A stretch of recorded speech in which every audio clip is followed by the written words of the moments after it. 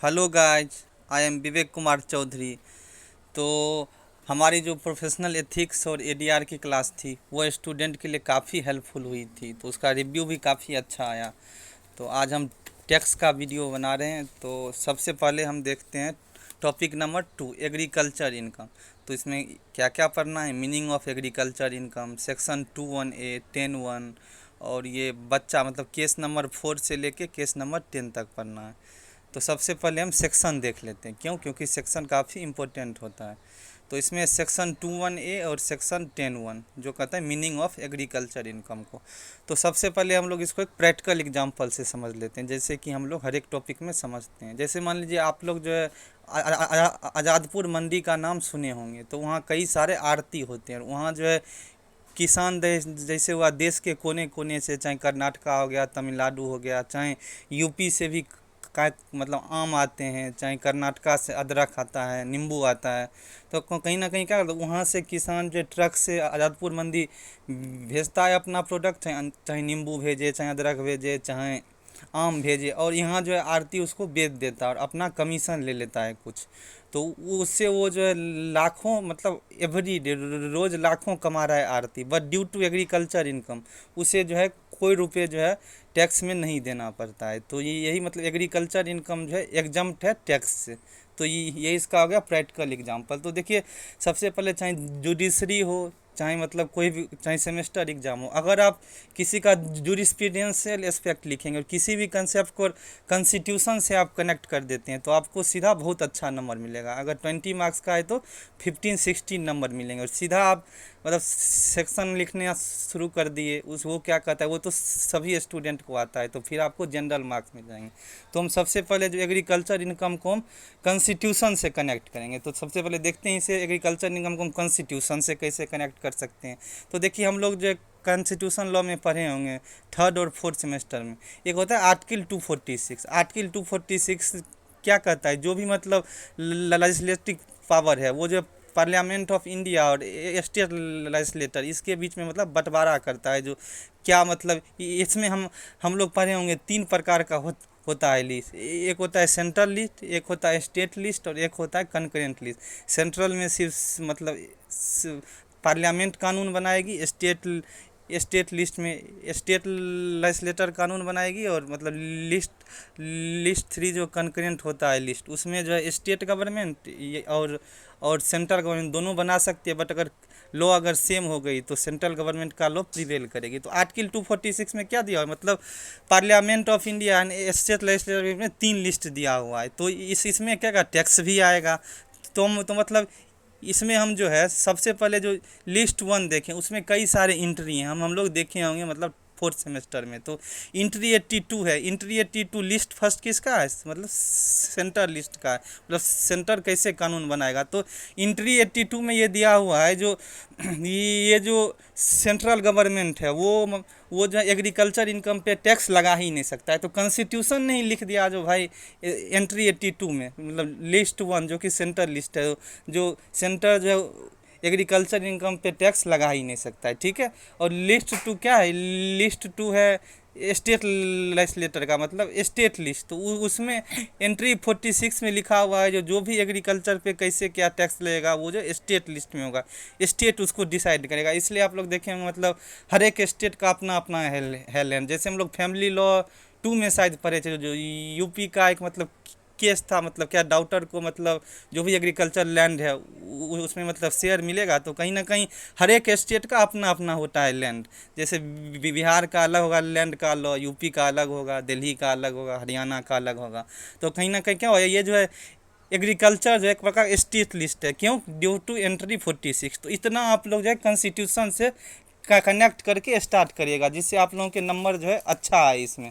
अब हम आते हैं मतलब ये जो है डेफिनीशन दिया हुआ है सेक्शन 21A और सेक्शन 10(1). तो हम लोग देखते हैं ये जो क्या होता है। देखिए, आप लोग डेफिनीशन तो सबके पास बेयर एक्ट होगा या जो कई सारे मटेरियल होंगे, तो सब जो उसमें से पढ़ ही लीजिएगा। हम सिर्फ समझा देते हैं जो मतलब ये जो है एग्रीकल्चर इनकम 21A में क्या कहा गया है। तो 21A में देखिए, आप लोग डेफिनीशन खुद खुद पढ़ लीजिएगा, हम समझाएंगे उससे कोई फ़ायदा नहीं, वीडियो बड़ा हो जाएगा और एग्ज़ाम टाइम है तो बस हम समझा देते हैं। देखिए इसमें 3 चीज़ बस एग्रीकल्चर इनकम में ध्यान रखिएगा, और 2-1 में दिया हुआ है। इनकम जो है आपके लैंड से होनी चाहिए, और जो लैंड में क्या क्या, जैसे मान लीजिए खेती कैसे करते हैं, सबसे पहले जुताई करते हैं, फिर बुआई करते हैं, फिर फसल आती है, फिर उसमें पानी डालते हैं, फिर कटाई करते हैं। तो मतलब ये एक जो ऑपरेशन एक प्रकार का कैसे कैसे एग्रीकल्चर करते हैं, तो कहीं ना कहीं उसका रिलेशन क्या होना चाहिए, लैंड से होना चाहिए, और उस लैंड पे आप एग्रीकल्चर एक्टिविटी करें। और दूसरा वो जो इंडिया में सिचुएटेड होना चाहिए, इंडिया में होना चाहिए, और जो उस लैंड का उपयोग जो है एग्रीकल्चर पर्पस के लिए होना चाहिए। जैसे हम आप लोगों को बताए थे, जो उस पे मतलब बुआई करेंगे, जुताई करेंगे, पानी डालेंगे, फसल तैयार करेंगे, तो ये सब क्या हुआ, एग्रीकल्चर। तो अगर ये 3 चीज़ है तो उसको एग्रीकल्चर इनकम मानेंगे। 2-1 ए में दिया हुआ ये डेफिनेशन आप लोग खुद पढ़ लीजिएगा, इसमें हम सिर्फ समझा देते हैं, आप लोग बेयर एक्ट या कहीं से भी पढ़ सकते हैं, तो वो तो कहीं से आप लोग पढ़ लीजिएगा। हम इसका कुछ प्रैक्टिकल एग्जांपल दे देते हैं। जो एग्रीकल्चर इनकम तो डेफिनेशन तो दिया ही हुआ है बेयर एक्ट में, और प्रीवियस ईयर में भी दिया हुआ, कहीं से आप लोग पढ़ लीजिएगा। प्रैक्टिकल एक मतलब एग्जांपल में एग्रीकल्चर इनकम को हम लोग समझेंगे कैसे। तो देखिए जैसे मान लीजिए कोई भी, मान लीजिए इस प्रकार का पेड़ लगाते हैं, जैसे हो गया सागवान हो गया, या एक जो पॉपुलर बोलते हैं, इस प्रकार का पेड़ है, उसे 5 साल 10 साल के लिए लगाया जाता है, फिर उसको काट लिया जाता है, फिर उसको बेच दिया जाता है, फिर वो जो है काट के फिर दूसरा पेड़ वही लगाया जाता है। तो इस प्रकार का जो है मतलब ट्री, जो जिसे मतलब कुछ दिनों के लिए काटा आता है, फिर बेच लिया जाता है, फिर लगाया जाता है, तो ये तो इसको क्या बोलेंगे, इस प्रकार के ट्री को एग्रीकल्चर। इस प्रकार के ट्री से जो मतलब इनकम होगा उसे एग्रीकल्चर वो मान लेंगे। जैसे मान लीजिए एक मतलब ये हो गया, मतलब आपका एग्रीकल्चर है लैंड, और आप जो है 2 प्रकार से मतलब उसको लगाते हैं। एक तो आप बोलते हैं भाई मतलब दूसरे को देते हैं लीज पे, जो भाई मेरा एग्रीकल्चर इनकम है। मान लीजिए कोई बिहार या यूपी का बंदा है, उसका मान लीजिए कहीं जॉब लग गया, मान लीजिए फॉरेन में ही जॉब लग गया, ऑस्ट्रेलिया में लग गया, तो वो तो यूपी और बिहार खेती करने के लिए जाएगा नहीं। वो क्या करता है, रुपये पे दे देता है, भाई इतना मेरा 30 एकड़ ज़मीन है, साल में तुम 3 लाख रुपए दे देना मेरे को। तो जो भी आपका है लैंड, उससे जो आपको रेंट आता है, आप खेती नहीं भी कर रहे हैं तो उसको भी एग्रीकल्चर लैंड मानेंगे।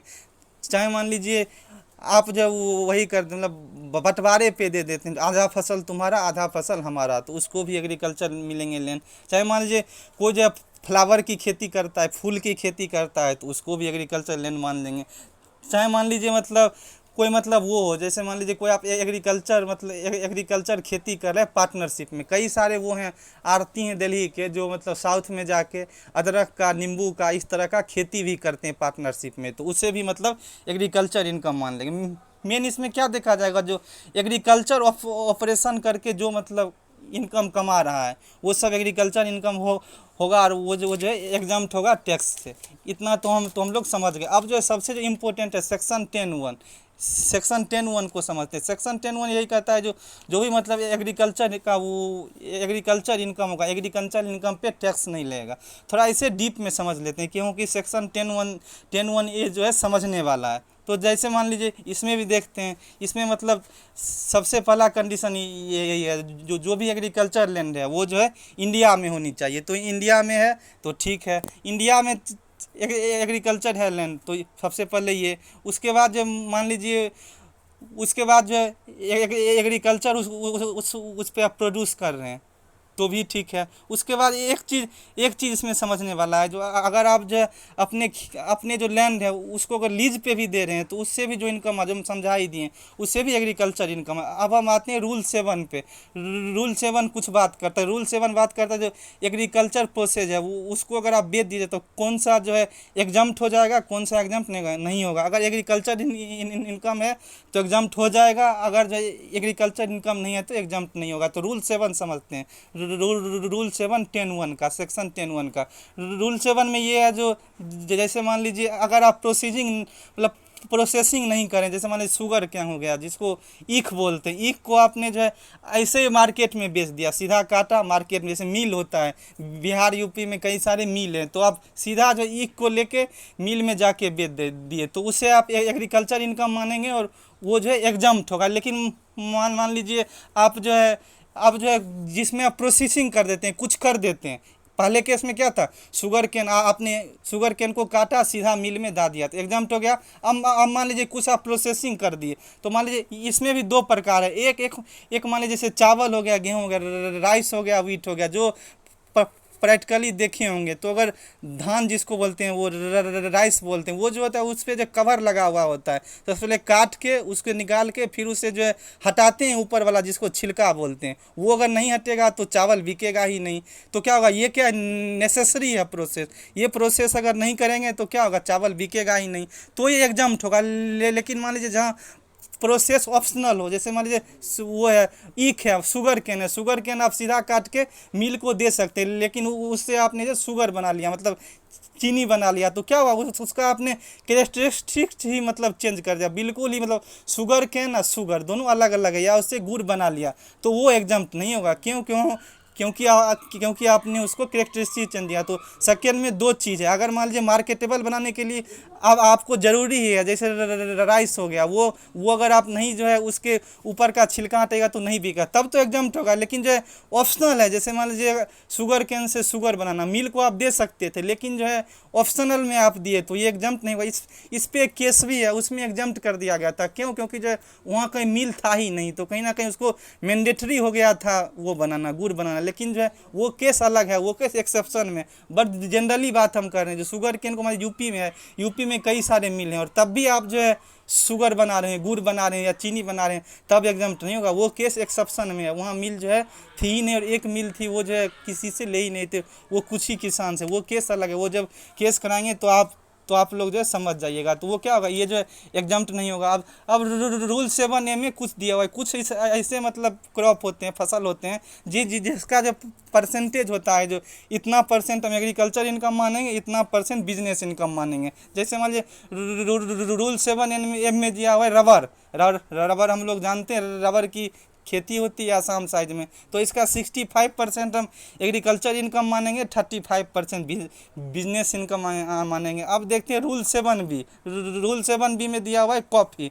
तो जो मतलब कॉफ़ी होगा, कॉफ़ी को मान लीजिए आप जो है कुरूड अगर कर लिए, मतलब उसको पीस उसके, जैसे ये जो कई सारे कंपनी है वो मतलब पैकेट में बना के बेचते हैं, तब तो 75% एग्रीकल्चर इनकम माना जाएगा, 25% बिजनेस इनकम माना जाएगा। बट मान लीजिए आप जो है मतलब इसमें दो चीज़ है, अगर आपने जो है सीधा मान लीजिए कॉफ़ी है, कॉफ़ी का मतलब तोड़ लिए पत्ते और सीधा उसको बेच दिए, तो 75% एग्रीकल्चर इनकम और 25% बिजनेस इनकम। बट मान लीजिए उसको आप जो सबसे पहले तोड़ लिए, फिर साफ़ किए, फिर पीस उसके, फिर मान लीजिए फिर बेचे, तो अब क्या हुआ, सीधा मार्केट में आके बीच जगह जैसे जैसे तो क्या होगा, इसमें 60% एग्रीकल्चर इनकम माना जाएगा और 40% बिजनेस। अब है रूलेट में जैसे टी हो गया, चाय हो गया, जो कि आसाम में होता है, उधर होता है, तो इसमें 60% एग्रीकल्चर इनकम माना जाएगा और 40% बिजनेस इनकम। तो मेन इसमें यही समझना है, देखिए जो भी एग्रीकल्चर इनकम होगा वो जो है टैक्स से एग्जाम्प्ट होगा।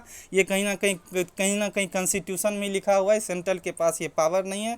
और जो मेन इसमें यही है, जैसे हो गया राइस हो गया, व्हीट हो गया, तो इस प्रकार का अगर मतलब प्रोसेसिंग करना ज़रूरी है तब भी एग्जाम्प्ट होगा। लेकिन जैसे मान लीजिए शुगर केन है, शुगर केन जो है आप जो बेच सकते हैं बिना मतलब चीनी बनाए ही, तो अगर वो आप गुड़ बना लिए तो आप प्रोसेसिंग कर दिए, कहीं ना कहीं इस पे कई सारे केसेस भी हैं, तो आपका जो एग्रीकल्चर इनकम में एग्जाम्प्ट नहीं होगा, उस पर टैक्स लग सकता है।